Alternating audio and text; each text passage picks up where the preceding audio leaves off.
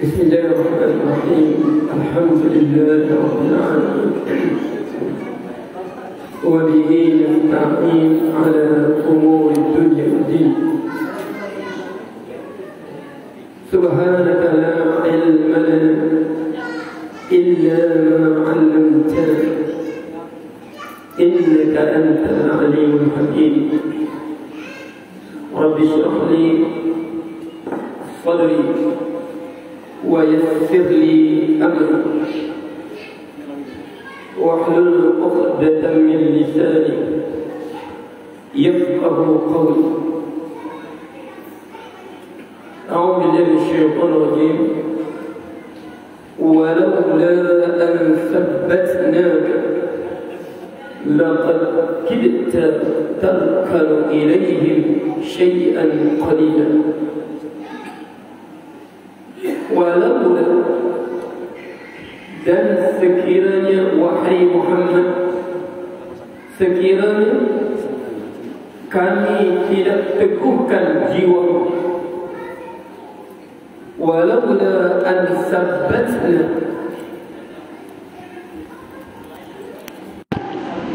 walaula an sabbatna, sekiranya kami tidak teguhkan jiwa Muhammad,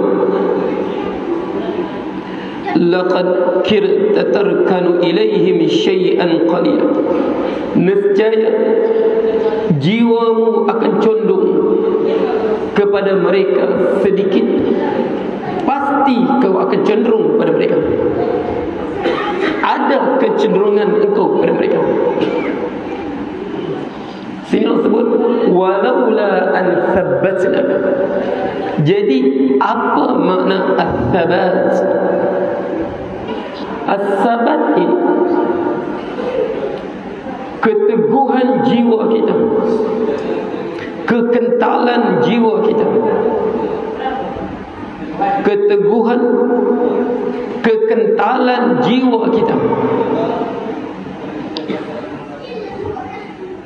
dalam membuktikan keimanan kita kepada Allah, ketundukan kita hanya kepada Allah, dalam membuktikan penyerahan diri kita hanya pada Allah. Inilah as-sabat. Rasulullah, Allah sebut diuji Rasulullah. Mereka uji apa? Okey. Law ma ji'ta bihi turidu bi mulkan mallaknaka. Wahai Muhammad, orang Quraisy tawar dia. Orang Quraisy tawar. Kalaulah apa yang engkau lakukan ini wahai Muhammad, engkau ingin kekuasaan, mallaknak, kami akan jadikan engkau raja kami, pemimpin kami. Lam naqta amran min duni, kami tidak akan putuskan sesuatu keputusan melainkan setelah mendapat persetujuan engkau wahai Muhammad. Tawar kekuasaan. Wa in turidu ma ji'ta bihi malan, kalau apa engkau bawa ini wahai Muhammad, engkau hendakkan harta benda, nescaya kami kumpulkan harta benda kami dan kami jadikan engkau orang yang paling kaya.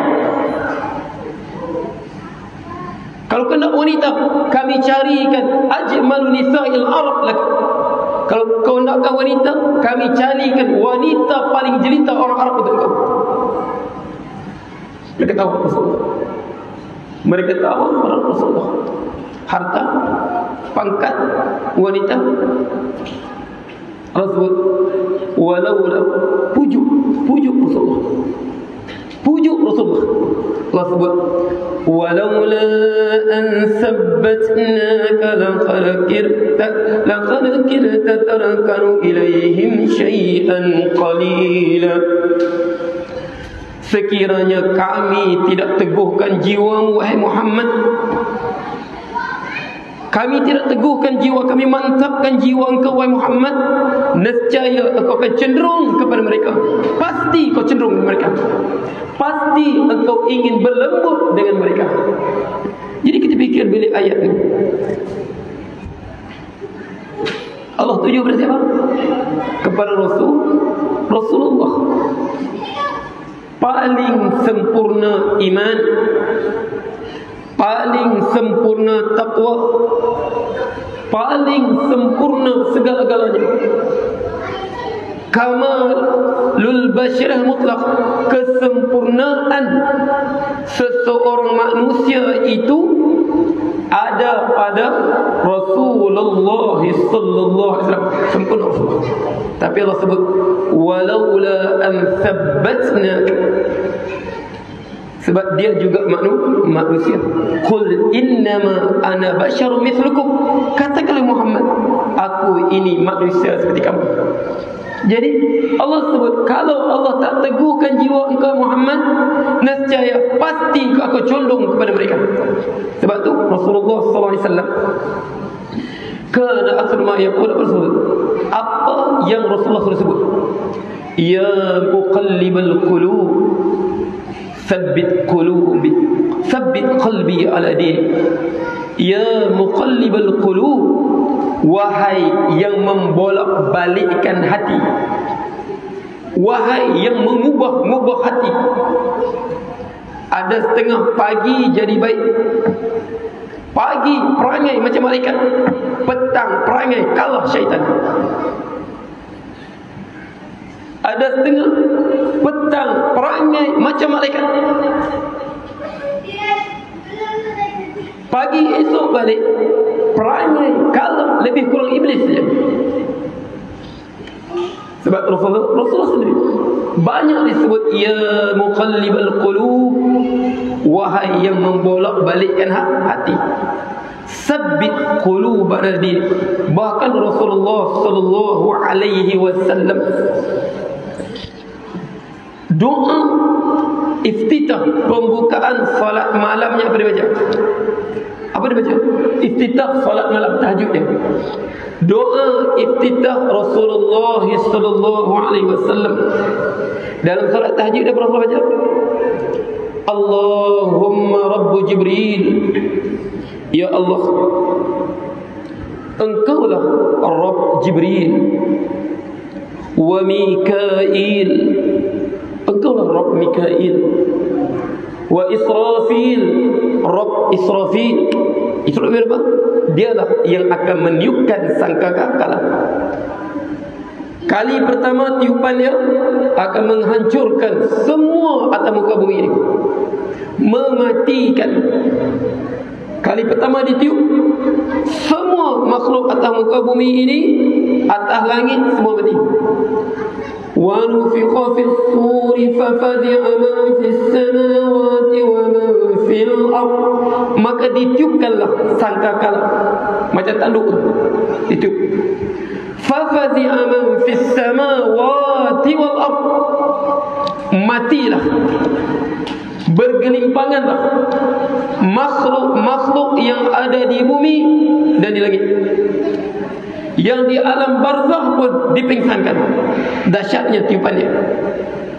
Thumma nufikha fi ukhra fa idahum qiyamun yanzurun, kemudian dia tiup sekali lagi, fa idahum qiyamun yanzurun. Kali kedua Israfil tiup, fa idahum qiyamun yanzurun. Waktu itu seluruh makhluk bangun daripada kuburnya dalam keadaan telanjang. Kita semua akan dibangkitkan dengan keadaan telanjang. Innakum tub'atsuna yawmal qiyamati, kamu semua akan dibangkitkan pada hari kiamat nanti, hufatan uratan ghurla. kamu akan dibangkitkan nanti pada hari kiamat dalam keadaan hufatan, tidak bersifat kaki ayam, uratan, bertelanjang, ghurala, dalam keadaan tidak berkhatan. Waktu itu Aisyah tanya Rasulullah, ya Rasulullah, ar-rijalu an-nisa, dibangkitkan nanti lelaki dan perempuan semua sekali dibangkitkan. Yanzur ba'duhum ba'da, tidakkah sebahagian melihat sebahagian lain? Woi nak tengok, woi nak rupanya Arman punya begini. Yanzur ba'da, apa Rasul jawab? Ya Aisyah, al-amru, kengerian pada hari itu, huru-hara pada orang itu, asyaddu min an yanzura ba'duhum ba'da, terlampau dahsyat untuk orang lain fikir orang lain, nak tengok orang lain. Jadi itu Israfil. Allahumma, Rasulullah baca apa? Allahumma Rabbu Jibril wa Mikail wa Israfil fatir as-samawati wal ard, engkaulah yang menciptakan langit dan bumi, alimul ghaibi wasyahadah, engkaulah ya Allah alimul ghaibi wasyahadah, engkaulah ya Allah mengetahui apa yang tersembunyi, yang kami tidak mengetahui hakikatnya, keadaan sebenarnya, kebenarannya kami tak tahu. Alimul ghaibi wasyahadah, dan apa yang nyata pada kami. Anta tahkumu baina ibadika fima kanu fi yakhtalifun, ya Allah, sesungguhnya engkaulah ya Allah akan memutuskan, engkaulah sebenarnya hakim, engkaulah memutus siapakah yang benar, apa yang diperselisihkan oleh umat manusia ini. Manusia hidup dalam perselisihan, manusia akan sentiasa hidup dalam perselisihan. Sebab masing-masing ada yang dia taati, mesti ada. Fariqun hada wa fariqun haqqat alaihim ad-dhalalah, sebahagian manusia ni hada, dia akan mendapat petunjuk, wa fariqun haqqat alaihim ad-dhalalah, pastilah mereka memilih kesesatan, pasti ada. Ihdina, satu hukum Allah, manusia akan sentiasa berselisih pendapat, berselisih cara berfikir, berselisih perbuatan, berbeza cara berfikir, berbeza perbuatan, berbeza keyakinan, pasti ada. Sebab itu anta tahkumu baina ibadika fima kanu fi yakhtalifun, ya Allah, engkaulah sebagai hakim, pemutus apa yang dipersisihkan oleh umat manusia ini. Jadi kita minta apa? Ihdina lima khtulifa fihi minal haqqi,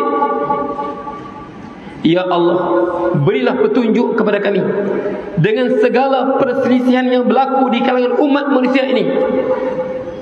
Kami sentiasa berada di pihak yang benar. Ihdina lima khtulifa haqq, setiap kali manusia berselisih, setiap kali berlaku perselisihan, ya Allah, kau jadilah kami sentiasa menyebelahi, berada bersama golongan yang benar. Ihdina lima khtulifa haqq innaka tahdi man tasha, sesungguhnya ya Allah, bukan semua manusia diberikan kebenaran, bukan semua manusia mendapat kebenaran, bukan semua manusia sedar, ada kesadaran, ada kesungguhan, ada keyakinan untuk bersama kebenaran. Tidak semua. Sebab ihdina lima khtulifa fi minal haqq, innaka tahdi siapa? Man tasya, siapa yang golongan yang kau kendaki. Hanya golongan yang Allah pilih saja berada kebenaran. Innaka man tasya ila siratin mustaqim, ke jalan yang lurus. Bukan semua manusia. Jadi kalau kita tadabbur ayat ini, kita tadabbur hadis-hadis ini, Rasulullah sallallahu alaihi wasallam di dalam kesempurnaan imannya, di dalam kesempurnaan ketakwaannya, di dalam kesempurnaan akidah dan tauhidnya, di dalam kesempurnaan ibadatnya, dia tetap memohon as-sabat kepada Allah. Balik-balik tersebut, ya muqallibal qulub, sabbit qalbi ala dinik, tetapkanlah jiwaku di atas agamamu ya Allah. Sebab Allah janji, Allah sebut, am hasiban nasu an yaqulu amanna wa hum la yuftanun ولقد فتنا الذين من قبلهم فليعلمن الله الذين صدقوا وليعلمن الكاذبين.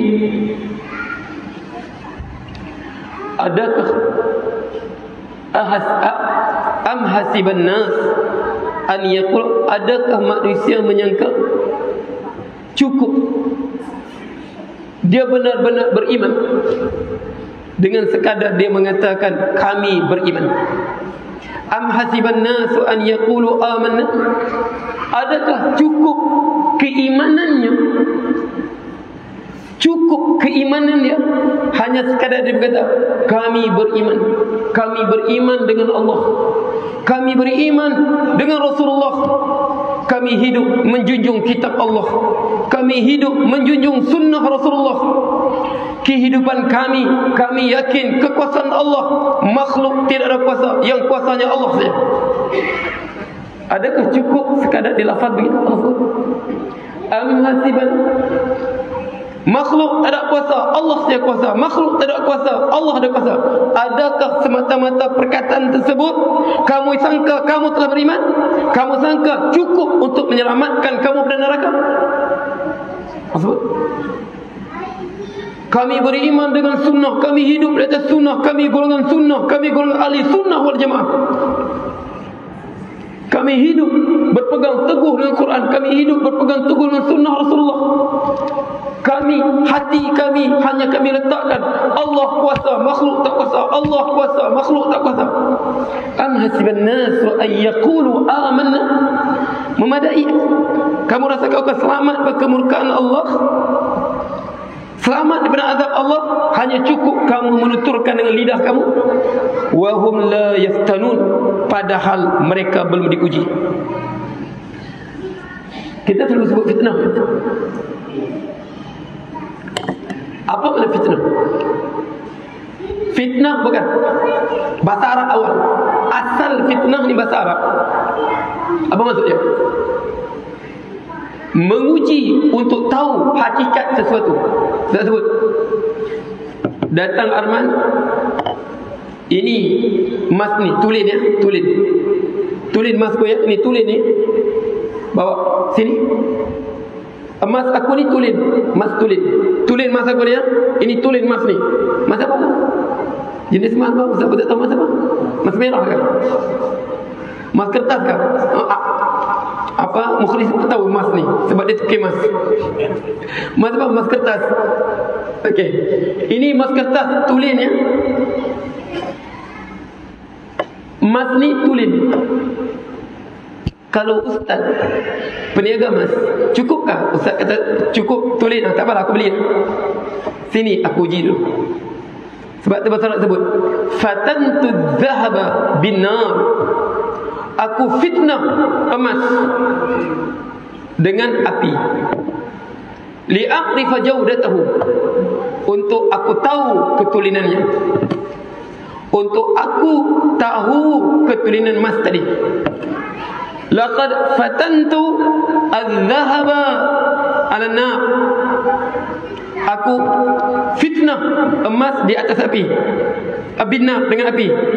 Li'arifa jawdatahu, untuk aku tahu ketulinannya. Jadi ustaz pun ambil api, fitnahlah emas ni. Letak bakar dengan api. Tengok bakar-bakar, ngapa ni meleleh atasnya ni? Rupanya apa? Tembaga meleleh. Emas campur dengan tembaga, bukan tulin. Biarpun zahirnya nampak tulin. Begitulah. Jangan sangka iman kita tulin dengan sekadar kita pakai kopiah. Jangan sangka iman kita tulin biarpun serban kita sebesar kubah masjid. Okay. Jangan kita rasa iman kita tulin biarpun rida kita, kiri kanan rida, hijau, jangan. Allah sebut, am hasiban nas wa an yaqulu amanna wa hum la yuftanun. Allah datangkan ujian dalam agama ini sebagai makmal. Allah sebut, وَلَقَدْ فَتَنَّا الَّذِينَ مِنْ قَبْلِكُمْ وَلَقَدْ فَتَنَّا مِنْ قَبْلِهِمْ وَلَقَدْ فَتَنَّا مِنْ قَبْلِهِمْ. Allah sebut, sesungguhnya kami telah uji umat sebelum mereka ini. وَلَقَدْ فَتَنَّا الَّذِينَ مِنْ قَبْلِهِمْ. Allah uji umat sebelum kamu. فَلَيَعْلَمَنَّ اللَّهُ الَّذِينَ صَدَقُوا. Memang Allah mengetahui makna datangnya fitnah dalam agama ini, dalamnya kekacauan agama ini ibarat makmal untuk menguji ketulinan sesuatu barang. Ibarat merupakan datangnya ujian dalam agama ini merupakan makmal untuk menguji ketulinan iman seseorang individu.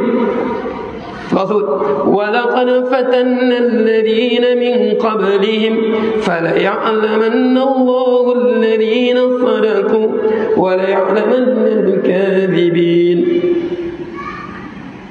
Sebab sesungguhnya kami telah uji umat sebelum mereka. فَلَيَعْلَمَنَّ اللَّهُ, maka Allah mengetahui. Memang Allah mahu mengetahui pun makna Allah zahirkan ilmunya kepada makhluk. Tengok siapa yang benar, mana yang tulin imannya, mana yang palsu imannya.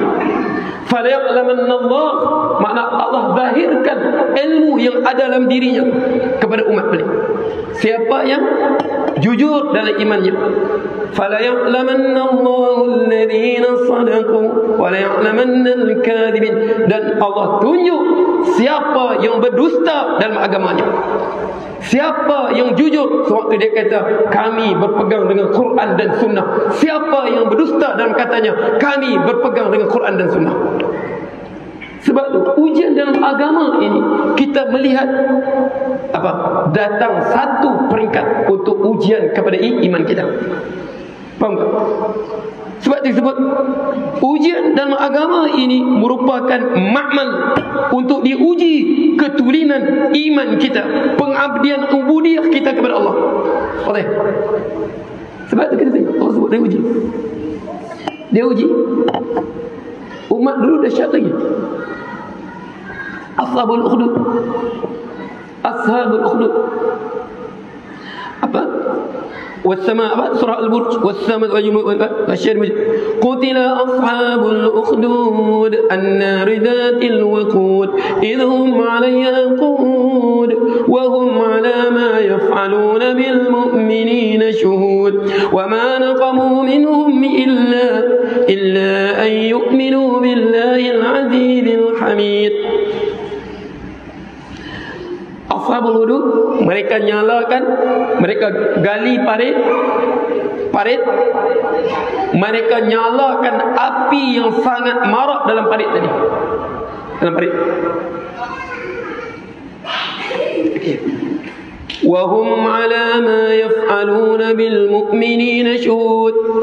Sini sesiapa yang mengaku beriman kepada Allah diminta apa? Dipaksa terjun dalam api. Terjun. Diuji betul iman Allah. Kalau benar-benar iman, kau terjun. Kalau kau yakin dengan keimanan kau, kau terjun dalam api ini. Dipaksa. Mereka duduk tengok. Sebab Allah sebut, wa ma naqamu minhum illa an yu'minu billahil azizil hamid. Mengapa mereka diperlakukan begitu? Mereka beriman. Apa salah mereka? Wa ma naqamu minhum. Mereka tidak dihukum. Apa kesalahan mereka? Illa.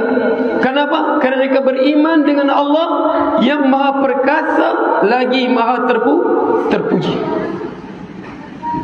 Apa salah mereka? Salah mereka kerana beriman dengan Allah. Apa salah mereka? Salah mereka kerana solat berapat saf, ikut sunnah. Salah apa salah? Salah mereka kenapa? Kerana mengikut sunnah Rasulullah. Rapat saf, jaga sunnah Rasulullah. Wa ma naqamu minhum illa an yu'minu billahi al-azizil hamid. Mereka tak dihukum sedemikian rupa melainkan kerana apa? Kerana mereka beriman dengan Allah yang Maha Perkasa lagi Maha terpuji. Okey. Jadi kalau kita baca dalam ulama tafsir sebut, orang beriman terjun. Makna munafik mampu tak? Munafik tak mampu terjun. Munafik yang pura-pura ni, yang imannya di mulut tak mampu. Mana iman, mana mulut dan hati sama tak. Mulut tidak mendustakan hatinya, hati tidak mendustakan mulutnya. Jadi suatu sehinggalah datang seorang perempuan, bayi di tangannya. Sini, ingat ya. Ibrah sini. Kadang-kadang orang ni dalam ujian agama, dia akan kata apa? Aku kalau fikir diriku, aku tak kisah. Tapi aku fikir anakku, aku fikir keluarga aku. Kalau aku tak kisah, kalau aku tak kisah, tapi aku fikir anakku. Aku fikir kalau aku biarlah apa jadilah. Orang banyak begitu kan? Kalau aku tak kisah, tapi aku ingat pak anak aku, keluarga aku, jadi biarlah aku mengalah. Ramai gitu kan? Sebab Sayyidina Ali kata, al-waladu mabkhalah wa majbanah. Anak-anak itulah yang menjadikan engkau bakhil dan pengecut. Al-walad majbanatun wa mabkhalatun. Anak-anak engkau menjadikan jiwa engkau pengecut, menjadikan jiwa engkau bersifat bakhil. Aku nak bagi nanti untuk anakku apa pula?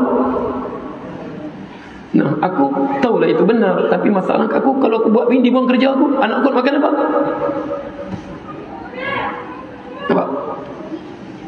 Nampak? Jadi dia sekarang anaknya sini. Dia bukan pada dia. Memang dia mampu untuk terjun, tapi dia tengok anak masih kecil, tak sampai hati. Ia taraddad, nak terjun tak mau terjun, nak terjun tak mau terjun, nak terjun tiba-tiba Allah jadikan maha suci. Ini kita minta pada Allah, seperti dia kurniakan kepada perempuan tadi. Sini anak yang dia, kerana anak tadi teragak, anak sendiri Allah jadikan anak tadi bicara. Isbiri ya umma innaki alal haq. Bersabarlah wahai ibuku, kita atas kebenaran, engkau beratas kebenaran. Terjun. Itulah dia terjun. Ini jiwa-jiwa orang yang Allah jaga jiwa mereka. Mana apa? Benar-benar mereka ni apa? Lulus ujian. Lulus ujian yang Allah sediakan untuk membuktikan kebenaran dakwaan. Berapa ramai antara kita? Kita letak hati kita, yang kuasa hanyalah Allah, makhluk tidak kuasa. Yang berkuasa hanyalah Allah, makhluk tidak kuasa. Datang virus Covid tak nampak pun, huru hara ibadat dia. huru-hara ibadat dia. Berapa ramai lagi kita berpegang teguh dengan Quran, kita berpegang teguh dengan sunnah Rasulullah. Jangan sekali-kali kita ubah syiar Rasulullah. Pegang kullu muhdatsin bid'ah, kullu bid'atin dalalah, kullu bid'atin finnar. Setiap benda yang baru Rasulullah tak buat, mengapa kita nak buat? Kalau Rasulullah tak buat, mengapa kita tak nak buat? Kullu muhdatsin bid'ah, setiap benda baru bid'ah, wa kullu dalalah, setiap bid'ah dalalah, wa kullu finnar.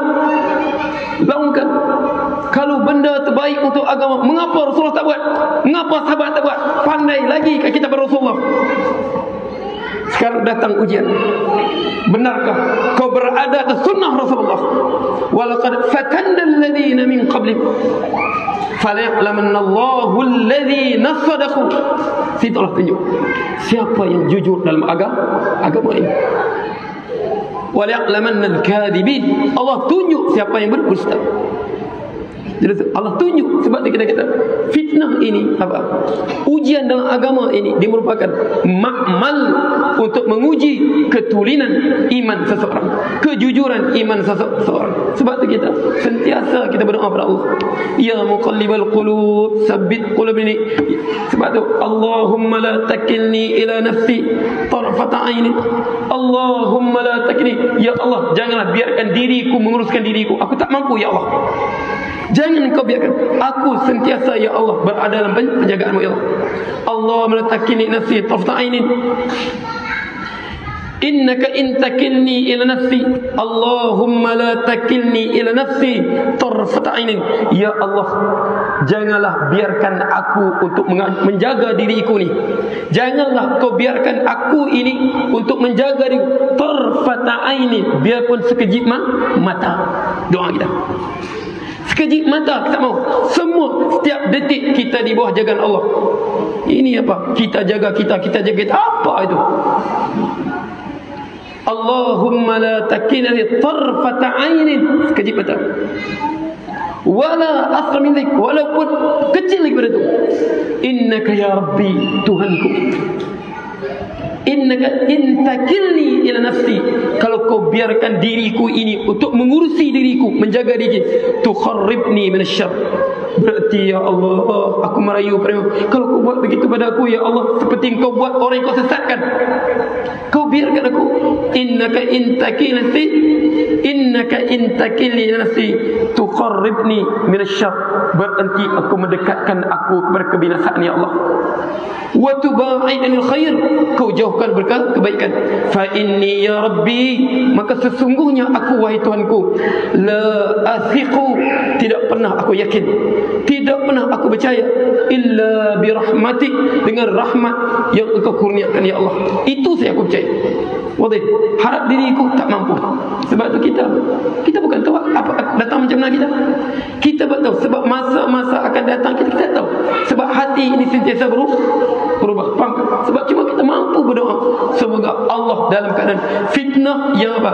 La ta'ti fitnatun illa wallati ba'da syarrun minha. Tidak datang kekacauan dalam agama ini melainkan yang akan datang lebih dahsyat lagi. Kita berdoa kepada Allah, semoga kita sekarang akan datang sentiasa hati kita Allah tetapkan. Allah tetapkan jiwa kita sehingga kita bertemu dengan Allah. Jelas ya? Jadi cukup sekat tu. Habis sudah. Okay, jadi berapa minit insya? 7 minit yang hangat. Mau wujud soalan? Ada soalan kan? Ada soalan? Tak ada soalan. Kita dah cukup sekat tu. Oh ada soalan dulu. Adakah selepas azan maghrib itu adakah sunnahnya untuk solat sunat? Okey. Sebelum solat selepas azan maghrib. Selepas azan maghrib, adakah ada sunat qabliyah maghrib? Ada tak ada? Ada. Okey. Sabitnya kita boleh baca Bulughul Maram kitab hadis hukum perkataan Rasulullah. Allah sebut sallu qabla al-maghrib, sallu qabla al-maghrib, sallu qabla al-maghrib, salatlah kamu sebelum maghrib. Salatlah sebelum maghrib. Salatlah sebelum maghrib. Wa qala fi dia kata kali ketiga, liman syaa, untuk siapa yang nak salat. Untuk siapa nak salat. Jadi sini kita sebut qabliyah maghrib ini apa? Dia adalah sunnat ratibah ghairu muakkadah, yang tidak sangat dituntut. Faham tak? Jadi Rasulullah salat, kana Rasulullah sallallahu yusalli qabla al-maghrib rak'atain. Adalah Rasulullah sallallahu alaihi wasallam dia salat sebelum maghrib dua rakaat. Dia pernah tengok salat sahabat, dia biarkan. Pernah Rasulullah salat, pernah Rasulullah tak salat. Bahkan sahabat dia jaga qabliyah maghrib. Sebab tu kunna bil Madinah, sahabat kita, kami berada di Madinah. Idza adzana al muadzin maghrib, apabila muadzin adzan maghrib, ibtadarus sawari fayusalluna rak'atain. Selesai saja Bilal adzan maghrib, sahabat-sahabat ni bersegera pergi ke belakang sawari. Sebab dulu masjid Rasulullah banyak tiang, sebab ada kurma kan.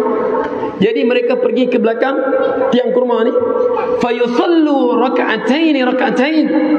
Mereka salat dua rakaat. Hatta innal gharib, sehingga kan orang luar la yadkhul masjid, dia masuk masjid, yahsabu anna as-salat qad suliyat. Dia masuk masjid, dia rasa orang telah selesai solat maghrib. Sebab apa? Nampak sahabat berehat saja. Selesai solat apa? Sunat qabliyah maghrib. Jelas tu. Jadi sini ingat jangan silap faham. Ramai orang silap faham. Dia kata tidak ada qabliyah maghrib. Macam mana tidak ada? Rasulullah tengok sahabat buat, Rasulullah sendiri buat, dan Rasulullah suruh buat. Sallu qabla al-maghrib, sallu qabla al-maghrib, sallu qabla al-maghrib liman syaa. Untuk siapa nak? Setengah orang dia silap faham satu hadis daripada Ibnu Umar radhiyallahu anhu. Apa Ibnu Umar kata? Hafiztu min Rasulillah sallallahu alaihi wasallam 10 rakaat. Ibnu Umar kata, aku hafal daripada Rasulullah sallallahu alaihi wasallam ini 10 rakaat. Raka'ataini qabla subhi, 2 rakaat sebelum subuh. 2. Wa raka'ataini qabla adh-dhuhri, 2 rakaat sebelum zuhur. Wa raka'ataini ba'da adh-dhuhr, 2 rakaat sebelum selepas zuhur. Berapa tu? 6. Wa raka'ataini ba'da al-maghrib, 2 rakaat sebelum selepas. Wa raka'atil ba'da al-maghrib, 2 rakaat selepas maghrib. Berapa rakaat? 8. Wa raka'ataini ba'da al-isya, dan 2 rakaat selepas isya. Dia kata ini yang tak belajar hadis. Kita maaf ya, siapa yang faham solat qabliyah, solat rawatib ini saja, itu orang yang tak belajar dirayatul hadis. Dia belajar riwayat hadisnya. Sebab hadis ni maksudnya apa? Kita sebut itu solat rawatib muakkadah, yang sangat-sangat dituntut.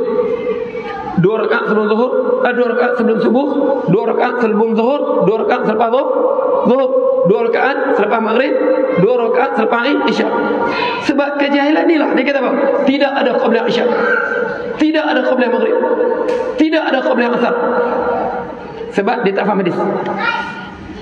Itu maksudnya. Ini hadis Pak. Ini kita sebut solat rawatib yang sangat-sangat dituntut. Bahkan Rasulullah sebut apa? Man shalla qabla adh-dhuhri arba'an wa ba'dahu arba'an harramahu Allah 'alan nar. Siapa yang salat sebelum zuhur 4 rakaat, selepas zuhur 4 rakaat, Allah haramkan bagi dia neraka. Jadi yang Ibnu Umar sebut berapa? 2 rakaat sebelum, 2 rakaat selepas. Jadi Rasulullah sebut 4. Makna sebelum zuhur 4, selepas zuhur 4. Bermakna 2 lagi bukan sangat-sangat dituntut. Kita sebut ghairu muakkadah. Begitu juga 2 rakaat lagi selepas zuhur. Okey. Sebelum asar tak disebut. Rasulullah sebut apa? Rahimallah man shalla qabla al-'asri 4. Allah rahmati seseorang yang salat sebelum asar 4 rakaat. Boleh. Sama lah Isya, qabla Isya. Setengah kena tak ada Isya. Rasulullah sebut bainal adzaini salatun, di antara 2 azan, antara apa? Azan dan iqamat dia ada salat. Sebab azan ini beritahu masuk waktu dan panggil orang datang masjid. Jadi dia datang masjid, takkan turun iqamat. Bagi ruang solat dulu. Sebab tersebut baina adaini salatun. Antara dua azan. Maksud apa? Antara azan dan iqamat ada solat. Boleh? Jelas tu? Okey. Boleh faham ya?